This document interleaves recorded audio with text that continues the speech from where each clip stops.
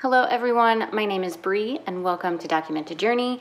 Today I am going to be deep diving into the sketchbook challenge that Kat Riles and I started in January. I'm just going to talk about where I'm at and where I'm going and what sketchbooks I have used up and what sketchbooks that are almost going to be finished and what I have sitting on my shelf waiting to be used. Before I dive into it, can you please like, subscribe, maybe share this video with your friend that you think would enjoy this topic. Comment down below what sketchbooks you are using or maybe the sketchbooks that you have used up while doing this challenge with us. I'd really like to get more engagement on my videos so that way it can be seen by more people, and that's just how you do it. So I thought instead of putting it at the end of my video, I could just put it at the beginning. Okay, so what I'm going to do first is I'm going to talk about the one and only sketchbook that I finished so far. So I did a finish this sketchbook with me video. I can link it down below. I also did a flip through of this sketchbook. I can also link that down below, but this is a hand-bound notebook. I did a Coptic stitch binding on it, and I did it with Hanamule bamboo paper. I enjoyed this sketchbook a lot and will make another one, but this is the one and only that I finished so far. That leaves me to the sketchbooks that are in use.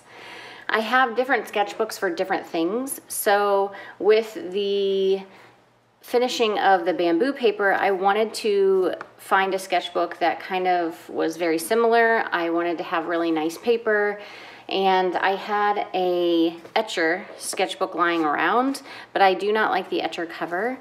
And so what I did was I took the text block off of the cover, and then I found an old book that someone had cut into, and so I just took its cover off and it fit perfectly. So I got really lucky and I went ahead and made this into my sketchbook. I haven't done much in here, just 2 sketches, but it has wonderful paper. If you know anything about etcher paper, I think it's cotton, 100% cotton.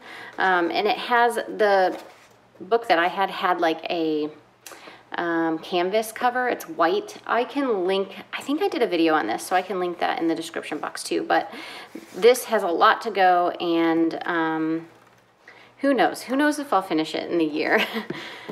Moving on, this is a notebook that I have going constantly. It's me just testing out the colors that I have or pigments that I have for my watercolors, and how I want to set up palettes and things like that. It's forever going to be in use, tons and tons of pages. This is actually a Dingbats journal, but it's their B5 version. So if you ever want a notebook that has really great paper and a lot of pages for watercoloring, this is a great notebook. I absolutely love it. I actually bought it in blank paper because I liked how well that my watercolors went on with this bee.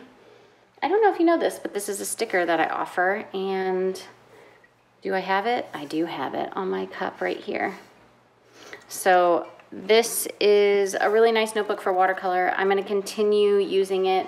I am actually a subscriber to Kat Riles' Patreon, and she sends out these dot cards every month for the tier that I'm in, and so I'm going to be playing around with the colors that she so kindly gifts us, and figuring out if there's a better color next time that I want to buy or something like that, because Kat has great color choices and I have a similar color palette to her. So I'm excited to continue to use this notebook for that. It's not something that's really going to be being finished this year. It's just a forever notebook of color swatches.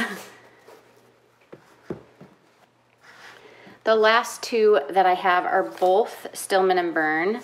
This one is a Zeta, and this paper is a little thicker, more like a smooth hot press type situation, very similar to the Strathmore mixed media paper, and Yeah, I like this. I've had many of them, and I'm almost finished with this one. I think I have 1, 2, 3, 4 spreads left, and then I've sketched this out. I just haven't finished it.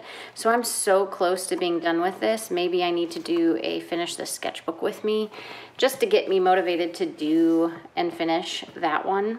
And then this one, these are both 8 by 10. And this one is an Epsilon series, so this is more sketchbook papery.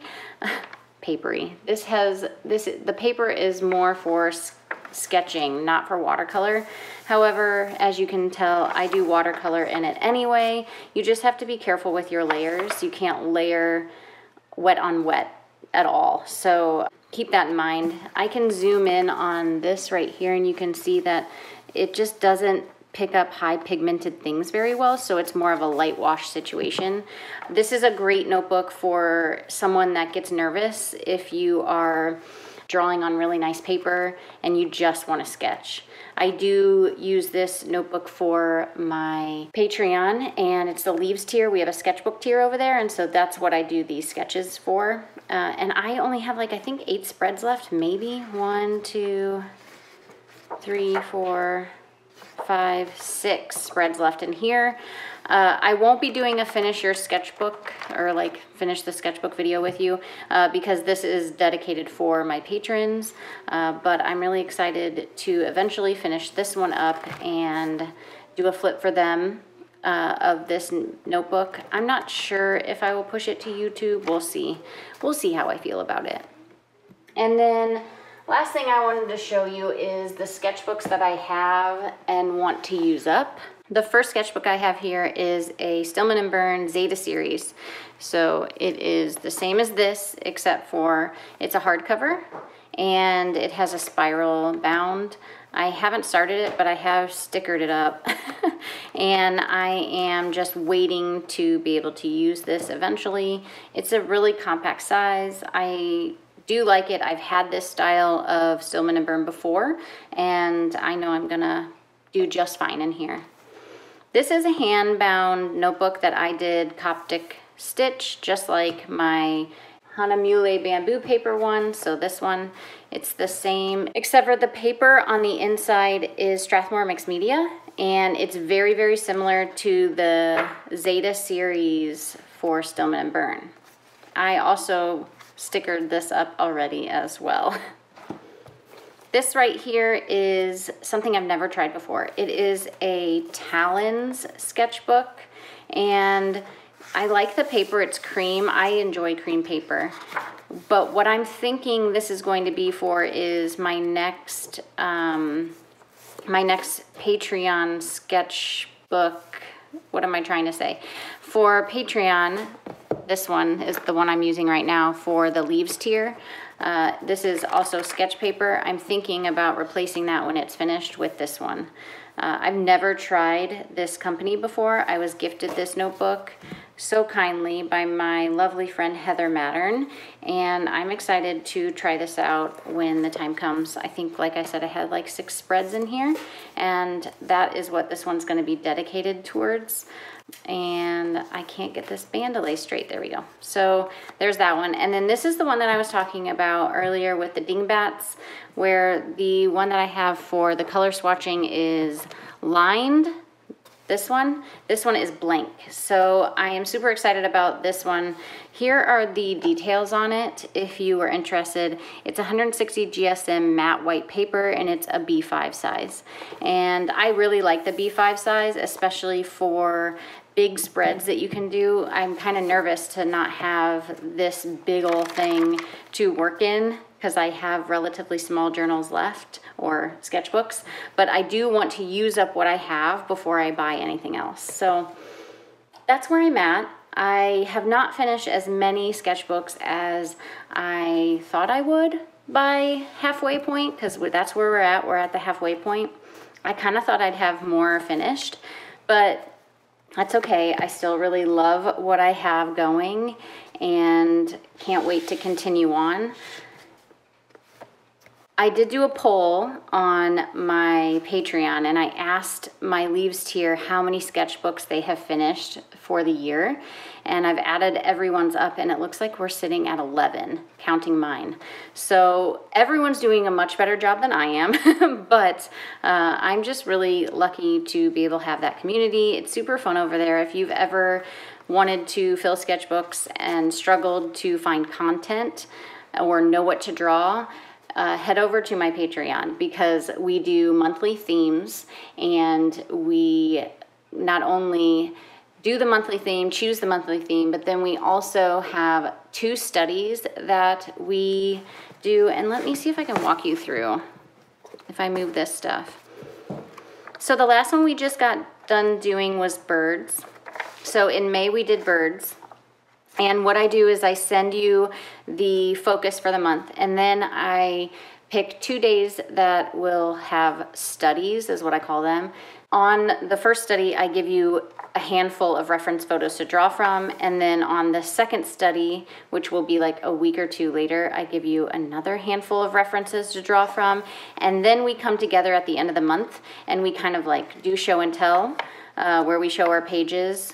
We also have a Facebook group where we talk and show our pages, and then we do studies together. We do 5-minute, 10-minute, 15-minute studies together of different birds and stuff. That was May.